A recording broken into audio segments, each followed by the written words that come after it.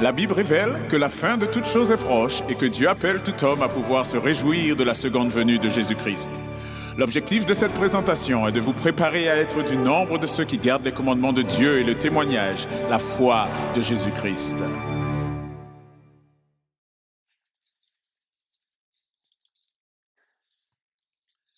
Eh bien, je vous souhaite à nouveau la bienvenue dans le Seigneur. Le, le mois dernier, j'ai eu l'occasion de parler d'un sujet qui concerne la tradition. Et eh bien, j'ai constaté que beaucoup d'entre vous m'ont demandé des sources, beaucoup d'entre vous m'ont demandé d'expliquer d'autres points et de m'étaler davantage. J'ai compris que ce message avait touché beaucoup de personnes. Et c'est donc ce message que je vais reprendre aujourd'hui et qui, en plus, euh, correspond vraiment bien au thème de ce camp meeting.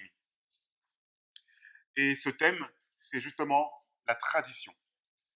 Je vais vous inviter à prendre avec moi le texte d'Apocalypse, Apocalypse, Apocalypse 3 et le verset 10. Ce texte nous dit la chose suivante. C'est un texte que nous lirons tout au long de ce camp meeting puisque c'est le texte thème, texte de base de ce camp meeting. Parce que tu as gardé la parole de la persévérance en moi, je te garderai aussi à l'heure de la tentation qui va venir sur le monde entier pour éprouver les habitants de la terre. Qu'est-ce que ces personnes ont gardé? Ils ont gardé la parole de la persévérance. Mais qu'est-ce que la parole de la persévérance? Eh bien, cela fait justement écho au texte d'Apocalypse 14 et le verset 12. D'accord? C'est ici la persévérance des saints, ceux qui gardent les commandements de Dieu et la foi de Jésus. Dans une autre version, on ne parle pas de persévérance, mais de patience. Et que ce soit de la patience, de la persévérance, ce sont les mêmes mots qui reviennent plus tard dans Apocalypse 14 et le verset 12. Je te garderai à l'heure de la tentation qui doit venir sur le monde. Je vais vous inviter à lire avec moi un texte qui se trouve dans la tragédie des siècles, d'accord? Euh, et Madame White va dire la chose suivante. Bien qu'entouré d'ennemis résolus à l'écraser, le peuple de Dieu ne sera pas inquiet à cause des persécutions, d'accord? En revanche, il craindra de ne s'être pas repenti de tous ses péchés et de s'être privé en raison de quelques fautes de cette promesse du Sauveur. Je te garderai aussi à l'heure de la tentation qui va venir sur le monde entier pour éprouver les habitants de la terre. S'ils avaient l'assurance de son pardon, ils ne reculeraient ni devant la torture, ni devant la mort. Mais il, c'est-à-dire le peuple, il redoutera de perdre la vie par sa propre faute et de jeter l'opprobre sur le nom de Dieu. Ce texte, vous le trouvez dans la tragédie des siècles, à la page 671 et au paragraphe 2. Il redoutera de perdre la vie par sa propre faute et de jeter l'opprobre sur le nom de Dieu. Il craindra de ne pas s'être repenti.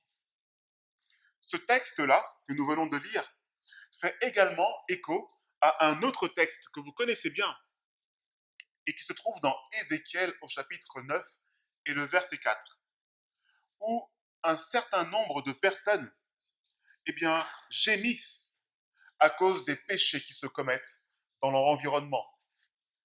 Ézéchiel 9 et le verset 4 nous dit « Passe au milieu de la ville, au milieu de Jérusalem, et fais une marque sur le front des hommes qui soupirent et qui gémissent à cause de toutes les abominations qui s'y commettent. » Et lorsqu'on fait le lien avec tout ce qu'on a lu, ces personnes qui gémissent à cause des abominations, ce sont ceux qui gardent les commandements de Dieu et la foi de Jésus.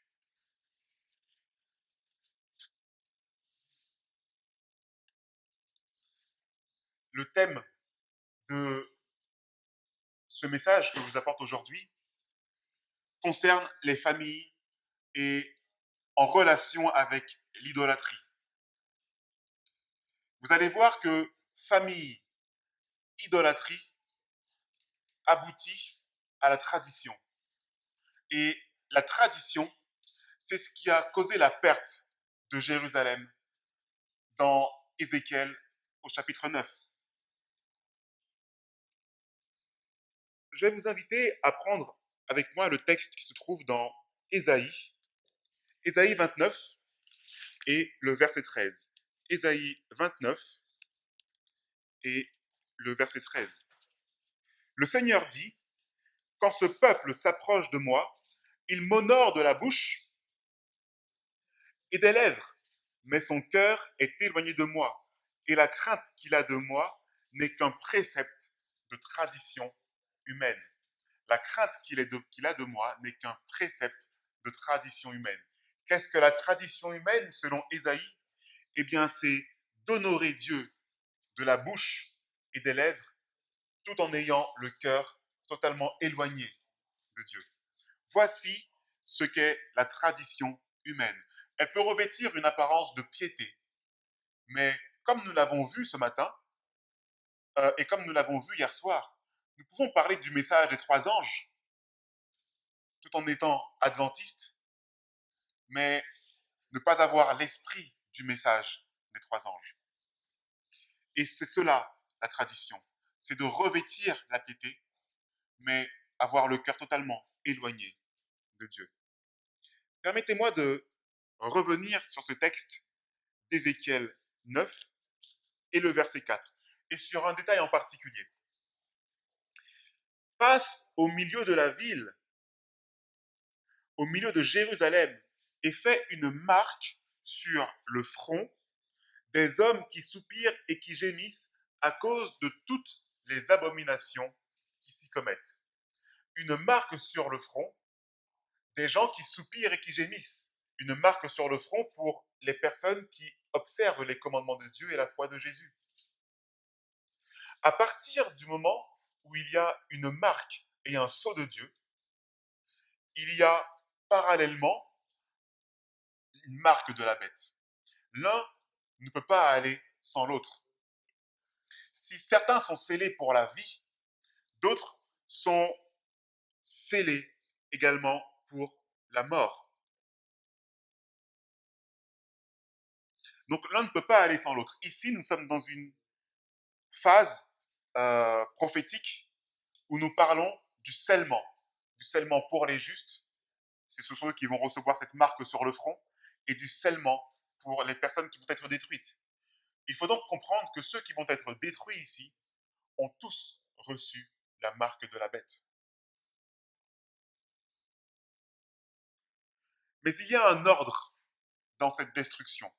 Et cet ordre, nous pouvons le lire dans le verset qui suit, dans Ézéchiel 9 et le verset 6. Ézéchiel 9 et le verset 6, où il nous est dit « Tuez, détruisez les vieillards, les jeunes hommes, les vierges, les enfants et les femmes, mais n'approchez pas de quiconque aura la marque. » Donc ici, nous voyons la double peine, donc une peine qui soit bénéfique pour ceux qui ont la marque et le sceau de Dieu, mais une autre peine qui sera mauvaise et qui sera malheureuse pour tous ceux qui auront et pour tous ceux qui vont être frappés par les 6 hommes vêtus de lin, ou par les 6 hommes ayant un instrument de destruction à la main.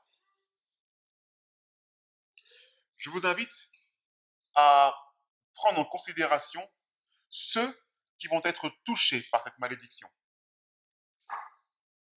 Ce sont les vieillards, les jeunes hommes, les vierges, les enfants et les femmes.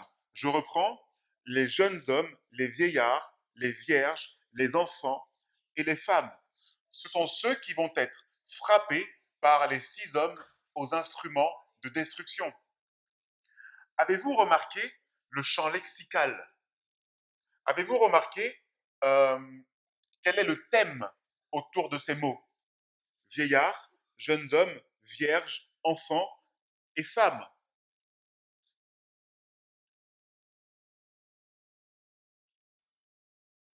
Est-ce que vous pouvez me dire qui est concerné par ces mots? C'est la famille. C'est la famille. À chaque fois que Dieu euh, ordonne la destruction d'un peuple, il cite vieillards, jeunes hommes, vierges, enfants et femmes. Et dans d'autres textes, il va aller citer tout ce qui appartient au foyer avec les animaux, les bœufs et les brebis.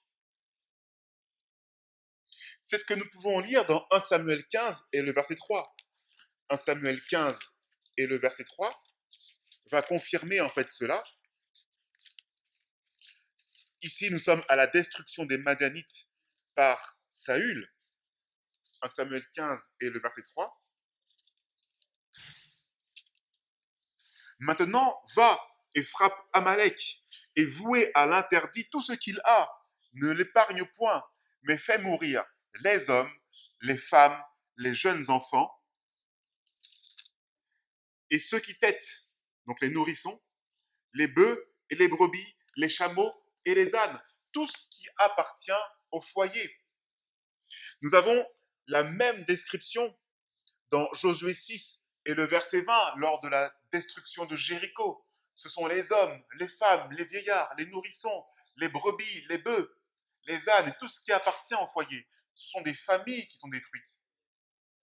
Mais lorsque la bête veut, elle, détruire le peuple de Dieu, quand la bête veut détruire et marquer de son sceau le peuple, elle ne le fait pas sur le contexte de la famille. Lisez avec moi Apocalypse 13 et le verset 16. Apocalypse 13 et le verset 16.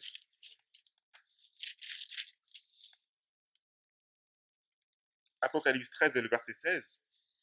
Et elle faisait que tous, petits, grands, riches, pauvres, libres et esclaves, prenaient une marque à la main droite ou au front. Avez-vous vu la différence entre le sceau, ou plutôt la distinction que fait Dieu et les distinctions que font que fait la bête? Lorsque Dieu veut appliquer un sceau sur un peuple, il cite des familles.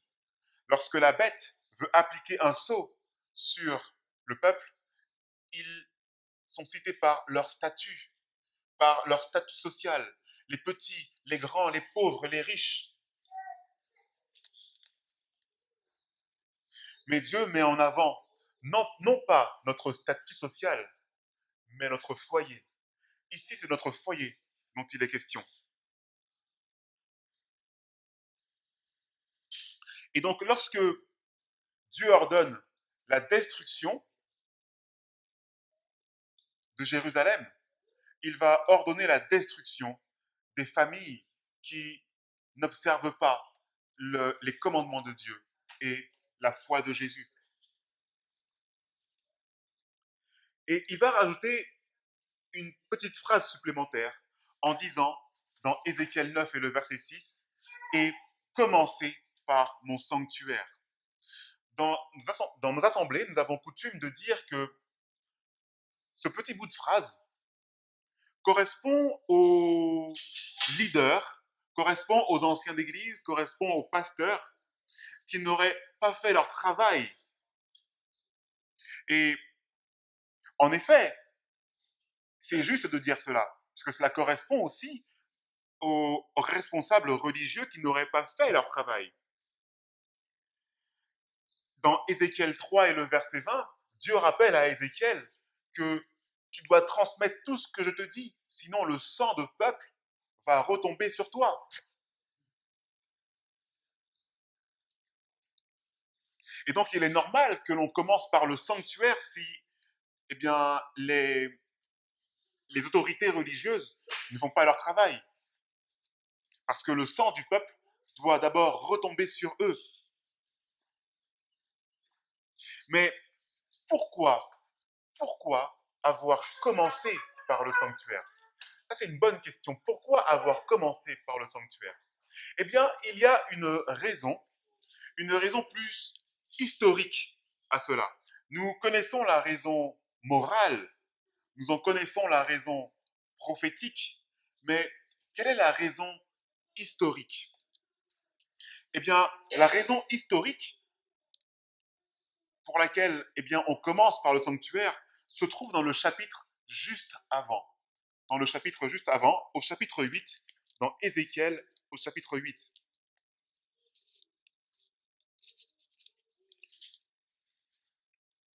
Et dans Ézéchiel, au chapitre 8, si vous lisez le verset 3,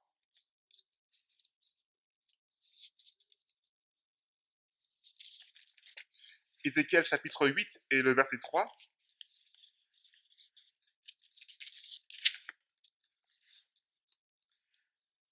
et elle avança une forme de main et me saisit par les cheveux de la tête. Et l'Esprit m'enleva entre la terre et les cieux et me transporta dans des visions divines à Jérusalem, à l'entrée de la porte intérieure qui est tournée vers le nord, où se trouve l'idole de la jalousie qui excite la jalousie de l'Éternel. Quel est le problème ici qui fait que l'on commence par le sanctuaire? C'est parce qu'à l'intérieur du temple de Dieu, à l'intérieur du sanctuaire, il y a l'idole de la jalousie qui excite la jalousie de l'Éternel. L'expression est lourde et elle est lourde de sens parce qu'elle exprime tout le ressentiment que peut avoir Dieu à cause de cette idole présente juste à côté de sa maison. La Bible nous rappelle que ces idoles, n'ont aucune utilité et qu'elles n'ont pas leur place dans le temple. Parce que les idoles ne marchent pas, d'accord? Elles ne communiquent pas, elles n'entendent pas, nous dit Apocalypse, chapitre 9. Mais pourtant, elles sont bien là. Et parce qu'elles sont là, elles vont attirer le peuple et surtout les sacrificateurs à commettre des abominations. Si nous considérons le texte d'Ézéchiel au chapitre 8, nous voyons qu'il y a 4 grandes abominations dans le temple. Et c'est à cause de ces abominations que Dieu va commencer sa purification par le sanctuaire. Et parce que il y a abomination qui est faite par les leaders du peuple, il est normal que ce soit les leaders du peuple qui soient frappés en premier. Nous allons voir dès demain que dans Ézéchiel 8, nous avons la base même de la tradition. La base même de la tradition. Mais aujourd'hui, nous allons voir quelles sont les conséquences de la tradition. Les conséquences de la tradition dans nos familles. Donc si vous ne comprenez pas très bien le lien de la tradition dans ce que nous parlons là maintenant, garde-le en mémoire parce que nous allons le voir dès demain. Mais il faut comprendre une chose, c'est parce que ce sont des familles qui ont été frappées à cause de l'idolâtrie dans le sanctuaire. Il faut comprendre que les familles ont apporté aussi quelque chose. Ils ont apporté quelque chose qui ont attiré sur eux la destruction. Dès demain, nous allons le voir. Et ces familles, de génération en génération, se transmettent des défauts, transmettent des habitudes, transmettent aussi des bonnes choses, transmettent aussi la vérité quand c'est le cas. Mais il arrive trop malheureusement, et malheureusement que ces familles transmettent des tares aux générations suivantes. Et que ces ces mauvais gènes, j'ai envie de dire, du péché, eh bien, vont croître dans leurs enfants et vont s'aggraver au fur et à mesure. Laissez-moi vous donner un exemple précis biblique. Vous connaissez Achan, d'accord? Achan et notamment ce que l'on appelle le péché de Achan, que vous pouvez retrouver dans Josué au chapitre 7. Josué au chapitre 7.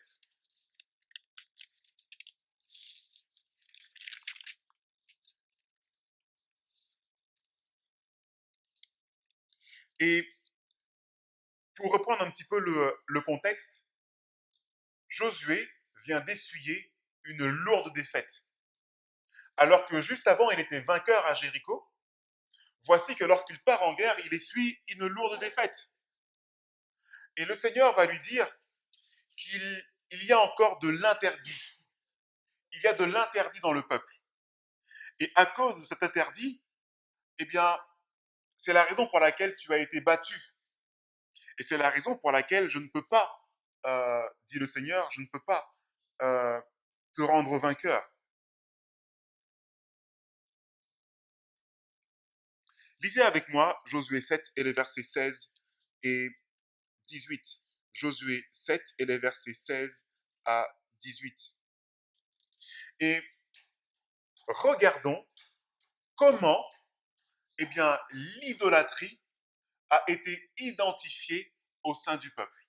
Regardons comment l'idolâtrie a été identifiée au sein du peuple. Josué 7 et les versets 16 à 18. Josué se leva donc de bon matin et fit approcher Israël selon ses tribus. Et la tribu de Juda fut saisie. Puis il fit s'approcher les familles de Juda et la famille des descendants de Zérak. Retenez bien les noms. Zérak a été sélectionné en premier. Puis il fit approcher la famille des descendants de Zérak par homme. Et Zabdi, descendant de Zérak, fut choisi. Verset 18. Et il fit approcher sa maison par homme. Et Achan, fils de Carmi, fils de Zabdi, fils de Zérak, de la tribu de Juda, fut saisi. Retenez l'expression, retenez la dernière phrase de Josué 7 et le verset 17. Cette dernière phrase dit « Puis il fit approcher la famille des descendants de Zérak par... alors excusez-moi, le verset 18, pardon. Le verset 18. Et Achan, fils de Carmi, fils de Zabdi, fils de Zérak, de la tribu de Juda, fut saisi. Comment est-ce que Dieu a permis l'identification de l'apostasie à l'intérieur du camp? Comment? Je pose la question, elle est ouverte. Par quel moyen Dieu s'est-il servi pour identifier l'idolâtrie? Par les familles. D'une famille après l'autre, eh bien, on a ciblé au fur et à mesure celui qui est responsable du péché. D'accord? Tu as parlé de génération. Est-ce que ça ne vous rappelle pas un texte? Tout à fait. C'est le texte que la sœur Ira nous a fait lire ce matin, à travers le deuxième commandement, où il nous est dit que jusqu'à la troisième et la quatrième génération, eh bien, à la troisième et à la quatrième génération, eh bien, il risque d'y avoir destruction. D'accord? Et les mathématiques bibliques sont très appréciables parce qu'elles nous permettent de relever des trésors inestimables. Dieu désigne le coupable par famille. Lisons Josué 7 et le verset 24 et 25. Josué 7 et le verset 24 et 25. Donc ici, Akan a été mis en avant et a été sélectionné, Akan et sa famille. Alors Josué et tout Israël avec lui prirent Akan, fils de Zérak, l'argent, le manteau, le lingot d'or, ses fils et ses filles, ses bœufs, ses ânes, ses brebis, sa tente et tout ce qui était à lui, et ils les firent monter dans la vallée d'Acor. Et Josué dit, pourquoi nous as-tu troublés? L'Éternel te troublera aujourd'hui. Et tous les Israélites l'assommèrent de pierres, ils les brûlèrent au feu et ils les lapidèrent. Avez-vous vu ce qui s'est passé? Mais permettez-moi d'accentuer encore sur quelques détails. Avez-vous remarqué que l'épouse de Akan a été sélectionnée aussi? Est-ce que la Bible mentionne l'épouse? Pourquoi la Bible prend le temps de proposer? Pourquoi la Bible dit-elle, va-t-elle jusqu'à dire que le manteau a été jeté, a été pris pour être brûlé? Pourquoi la Bible va-t-elle jusqu'à dire que des brebis ont été prises? Mais il est nulle part fait mention de l'épouse. Parce que d'une part, ils sont censés faire un, d'accord? Mais c'était pour mieux accentuer sur le côté familial de l'action qui venait d'être faite. D'une part, Akan et son épouse forment un, amen, parce qu'ils sont unis par les liens du mariage. Mais que de deux, eh bien, avez-vous remarqué que les enfants également ont été... Est-ce que c'était les enfants qui avaient... Je pose la question, est-ce que les enfants avaient fait quelque chose ici?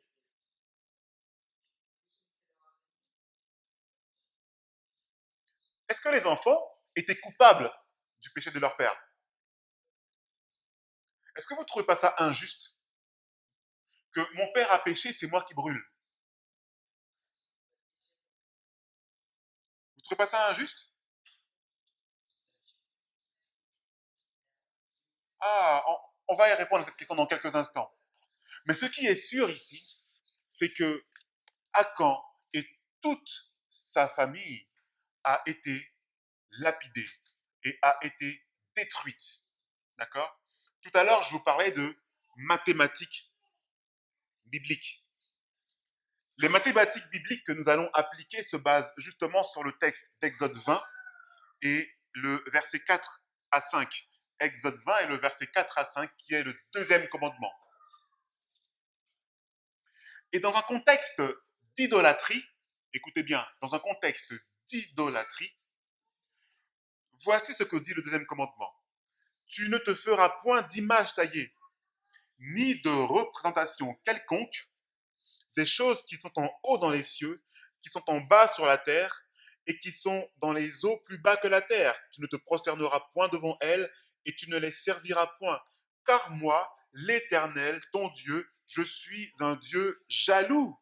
Je suis un Dieu jaloux. Et c'est là le lien qu'il y a avec l'idole de la jalousie qui excite la jalousie de l'Éternel. L'idolâtrie, mes amis. Et c'est la raison pour laquelle il y a un lien avec les familles. Pourquoi? Parce que Dieu punit l'iniquité des pères sur qui? Sur les enfants jusqu'à la 3e et la 4e génération de ceux qui me haïssent.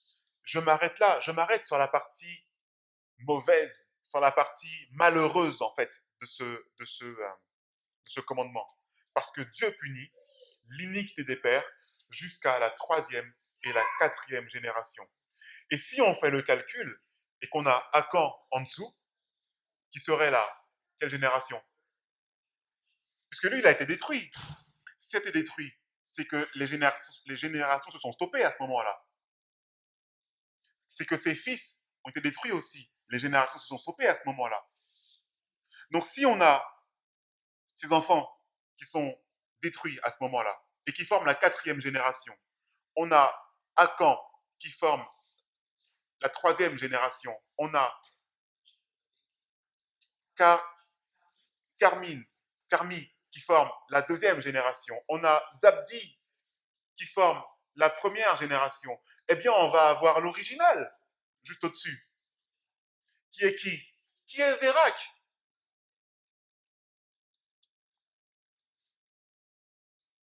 Alors, je vais poser une question. Peut-être que Zérak a commis une iniquité qui fait que cela a attiré la destruction de la troisième et de la quatrième génération.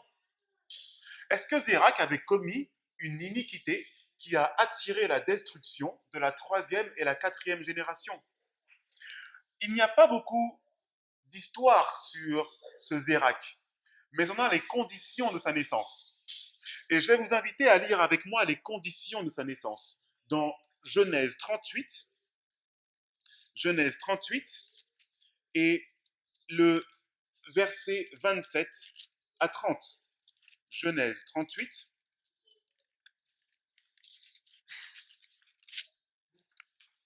et les versets 27 à 30. Et à l'époque où elle devait accoucher, donc la mère de Zérak, il se trouva qu'il y avait des jumeaux en son sein. Retenez bien les termes, des jumeaux. Et pendant qu'elle enfantait, l'un d'eux donna la main à la sage-femme. Donna la main. Et la sage-femme la prit et y lia un fil écarlate en disant, celui-ci est sorti le premier. Mais comme il retira sa main, voici son frère sorti. Et elle dit, quelle brèche tu as faite? La brèche soit sur toi. Et on le nomma Paretz, qui signifie brèche. Ensuite, son frère sortit qui avait à sa main le fil écarlate et on le nomma Zérak. Avez-vous remarqué les conditions particulières de cette naissance? Est-ce que vous avez déjà entendu parler d'une double naissance où un enfant sort la main et puis la rentre? Ce serait étrange, non? Ce serait étrange. Et on a le temps d'attacher un petit fil cramoisi, mais hop, il retire la main. Et celui qui devait naître en premier naît finalement en deuxième. C'est étrange, non? Est-ce que les conditions de cette naissance ne vous rappellent pas une autre condition de naissance? Réfléchissez. Jacob et Ésaü, très bien. Mais permettez-moi de revenir sur l'histoire de Zérak et les conditions de sa naissance.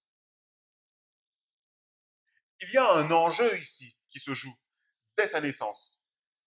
C'est celui qui va avoir le droit d'aînesse. Est-ce que Zérak n'était pas censé avoir le droit d'aînesse à sa naissance? Parce qu'il avait ce fil cramoisi? Bien sûr, il aurait dû avoir le droit d'aînesse. Mais que s'est-il passé? Il a enlevé sa main et Paretz est passé en premier. Qui donc a eu le droit d'aînesse? Eh bien, c'est Paretz. Avez-vous remarqué que Zérak s'est fait voler son droit d'aînesse dès sa naissance? Avez-vous remarqué, je repose la question, que Zérak s'est fait voler son droit d'aînesse dès sa naissance? Tout à l'heure, vous m'avez dit que ça vous rappelle une autre naissance, un autre cas de naissance de jumeaux, Jacob et Ésaü. Naissance tout aussi particulière. On a un premier qui sort, Ésaü, et une main qui le suit et qui l'accroche, celle de son frère Jacob, et qui le tient par le talon. Nous avons des cas vraiment étranges à ce niveau ici, n'est-ce pas? Plus tard, que va-t-il se passer? Jacob ne va-t-il pas subtiliser le droit d'aînesse à son frère Ésaü? Un frère vole le droit d'aînesse d'un autre, Jacob et Ésaü. Un autre frère vole le droit d'aînesse de son frère, Zérak et Paretz. Zérak est l'arrière-grand-père de Akan. Akan qui lui aussi va voler. Mais si je vous dis maintenant que Ésaü fait partie de la famille de Zérak, puisque Ésaü, dans Genèse 36 et le verset 17, est grand-père de Zérak. Et si maintenant je vous dis que, à travers les générations, eh bien, le vol, eh bien, est ancré dans leur famille. Oui, nous avons une confirmation ici, une confirmation biblique que les tares, que les gènes, que les mauvaises actions des pères transitent à travers les enfants. Attention, Jean-Christophe m'a rappelé une chose il y a quelques sabbats de cela. Un enfant ne naît pas pécheur. D'accord? Un enfant ne naît pas pécheur. Il naît innocent, mais il naît avec le gène du péché. David disait, je suis né tout entier dans le péché. Mais David était-il pécheur à ce moment-là? Non. En revanche, en grandissant, il va faire des choix qui va le mener à pécher ou ne pas pécher. L'enfant, en grandissant, va choisir de voler ou ne pas voler.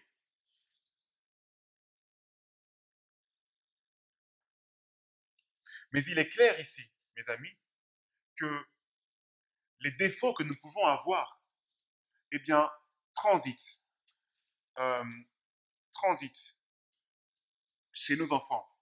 Et maintenant, je vous repose la question. Est-il juste que nos enfants subissent la punition de nos pères?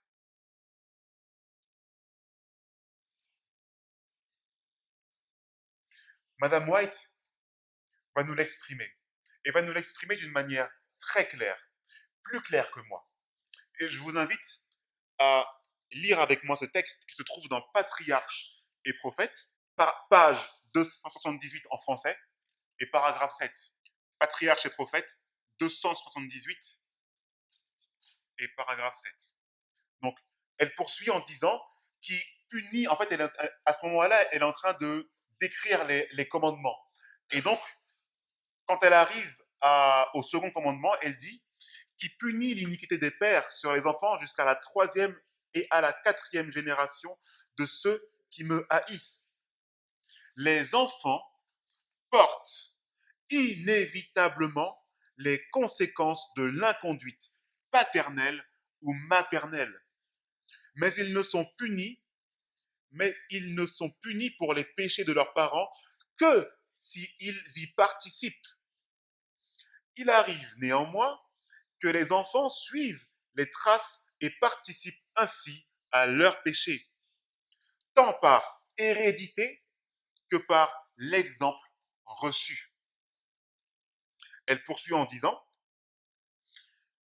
les mauvaises tendances, les appétits pervertis, les mœurs relâchées, aussi bien que les maladies et la dégénérescence physique, se transmettent comme un legs fatal de père en fils jusqu'à la 3e et à la 4e génération.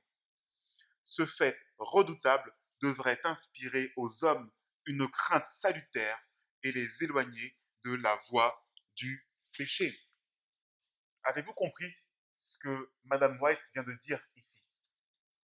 Elle nous fait comprendre que lorsqu'un enfant est arrivé à l'âge où il peut faire des choix et qu'il choisit de suivre la voie de son père, il est puni pour l'iniquité de ses parents. Cela implique que si le père a montré un mauvais exemple et que l'enfant le reproduit, cet enfant sera puni pour l'iniquité de son père. S'il choisit délibérément de faire cela, il sera puni. Mais avez-vous remarqué le mot hérédité?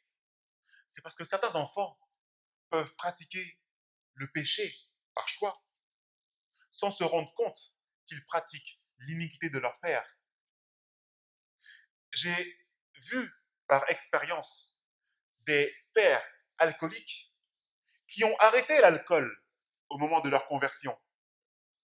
Mais leurs enfants, en grandissant, ont développé une caractéristique alcoolique. Alors que le père s'était repenti, l'enfant, lui, a développé des caractéristiques alcooliques. Et plus grave encore que celui de son père. Et nous pouvons entrer dans un nouveau détail ici. c'est qu'il y a une progression plus dangereuse encore de l'iniquité chez nos enfants.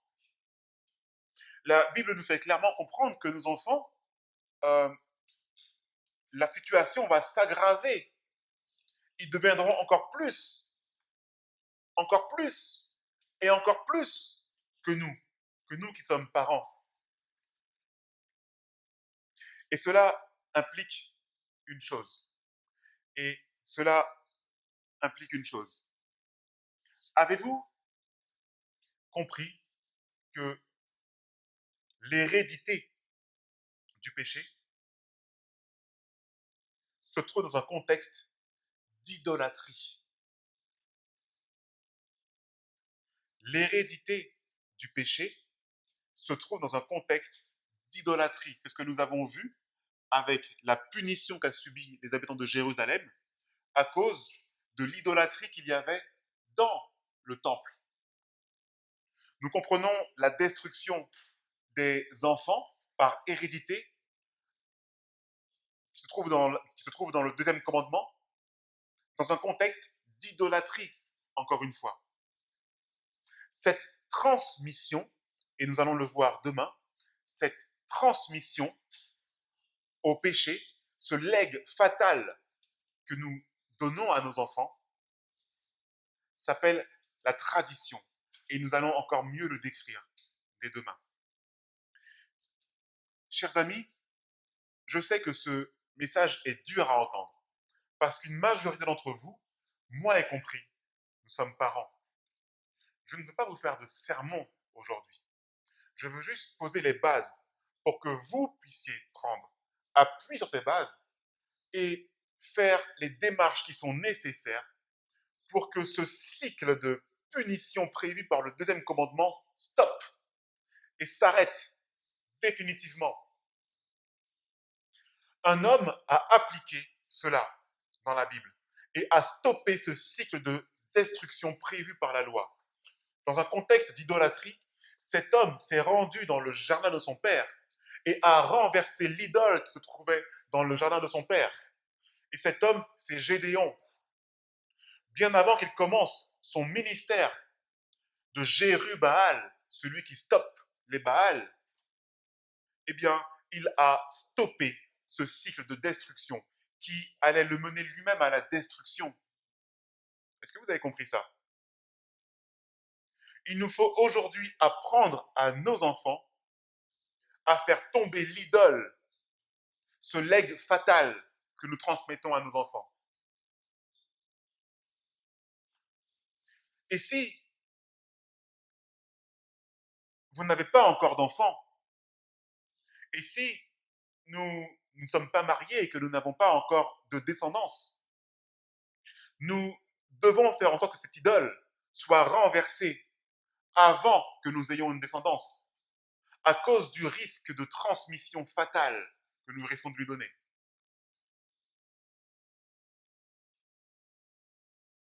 Si nous voulons que nos enfants résistent lors de la grande crise à venir, il nous faut leur donner le moyen de pouvoir le résister. Parce que ce legs que j'appelle maintenant la tradition, mais que je n'ai pas encore vraiment expliqué, si cela n'est pas renversé, c'est une porte d'entrée. C'est une porte d'entrée pour recevoir la marque de la bête, comme les habitants de Jérusalem. Il nous faut faire tout ce qui est en notre pouvoir pour stopper ce cycle. Parce que nous qui sommes parents, nous sommes aussi enfants de nos parents. Et si vous connaissez des tares, des défauts, nous devons nous mettre à genoux et prier pour nos parents et prier pour nous. Nous devons nous réunir à table, nos parents et nous et nos enfants, et leur expliquer avec humilité quels sont nos défauts. Et leur dire, voilà, tu sais mon fils, s'ils ont l'âge de le comprendre bien sûr, voici quels ont été mes défauts. Et je sais parce que la Bible en parle, que tu risques, que tu as cette graine qui germe en toi à ce moment précis. Je veux te donner les moyens de couper court à cette mauvaise herbe. Prions ensemble, mon fils, ma fille, pour que ce legs fatal ne te retombe pas dessus, à toi qui es ma 3e, voire ma 4e génération. Nous devons préparer nos enfants à cela. Et nous-mêmes qui sommes enfants, nous devons renverser l'autel de l'idolâtrie, ce legs fatal.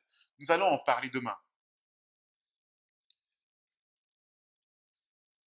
Et si, mes amis, les enfants sont punis à cause de l'iniquité de leurs parents, et si nous sommes nous-mêmes de la 3e, voire 4e génération et que nous risquons la punition, c'est parce que nous aurons pratiqué, c'est parce que nous aurons laissé germer cette graine, ce legs fatal en nous.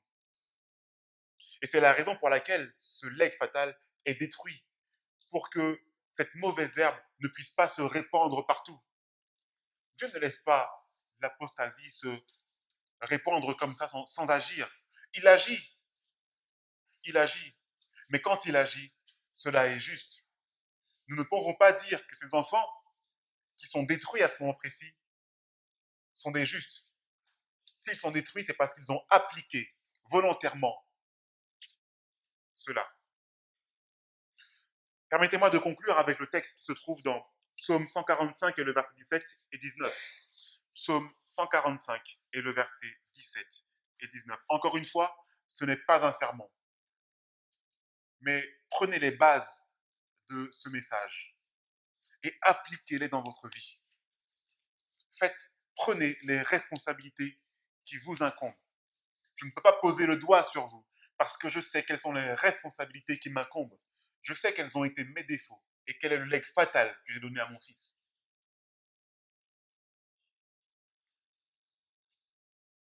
Psaume 145 et le verset 17 à 19.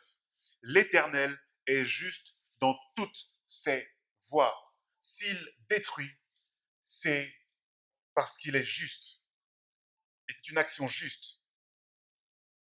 L'Éternel est juste dans toutes ses voies et miséricordieux dans toutes ses œuvres. L'Éternel est près de tous ceux qui l'invoquent, avec sincérité. Il accomplit les désirs de ceux qui le craignent. Il entend leurs cris et il les sauve. L'Éternel garde tous ceux qu'il aime et il détruit les méchants. Si les enfants de la 3e et la 4e génération sont détruits, c'est parce qu'ils sont considérés comme méchants et parce qu'ils ont développé le gène de l'iniquité.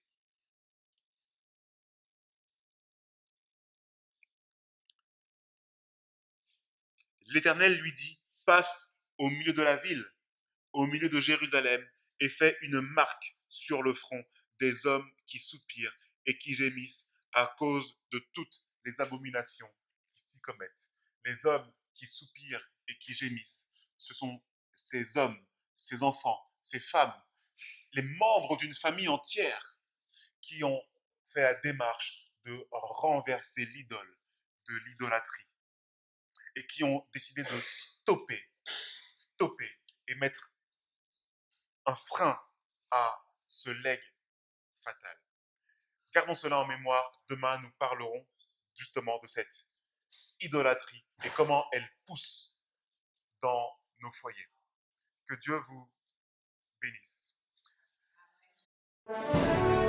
Merci d'avoir écouté cette présentation avec intérêt. Pour plus d'informations, consultez notre site internet lereste.org et suivez-nous sur Facebook ainsi que sur YouTube à @lereste. Vous pouvez aussi nous contacter par email à info@lereste.org ou par téléphone au +33 6 12 60 13 69.